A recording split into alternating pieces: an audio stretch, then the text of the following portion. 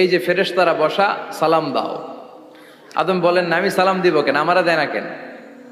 অনেক মুরব্বী আছে বলে আমি দিব কেন, তোরা আমারে দিবি। এরকম আছে না নাই? না, সালাম সবাই সবাইকে দিবেন। স্বামী স্ত্রীকে দিবেন, স্ত্রী স্বামীকে দিবেন, বড়রা ছোটদের দিবেন, ছোটরা বড়দের দিবেন, এক ভাই আরেক ভাইকে দিবেন, বোন ভাইকে দিবেন। তাহলে ফ্যামিলির মধ্যে শান্তি দিয়ে ফ্যামিলিটাকে সমৃদ্ধ করে দিবে কে? কারণ সালাম অর্থই শান্তি। সালাম অর্থ কি? ফ্যামিলির মধ্যে আমাদের এই সালামের প্রচলন নাই। বিশ্বনবী সাল্লাল্লাহু আলাইহি ওয়াসাল্লাম স্ত্রীদেরকে আগে সালাম দিতেন, সাহাবাদেরকে আগে সালাম দিতেন। মা আয়েশা বলেন, এত বছর বিশ্বনবী সংসার করলাম, একদিনও আগে সালাম দিতে পারি নাই। সবসময় বিশ্বনবী আমাকে আগে সালাম দিয়ে দিতেন। তো সাইয়েদনা আদমকে সৃষ্টি করার পরে আল্লাহ বললেন, আদম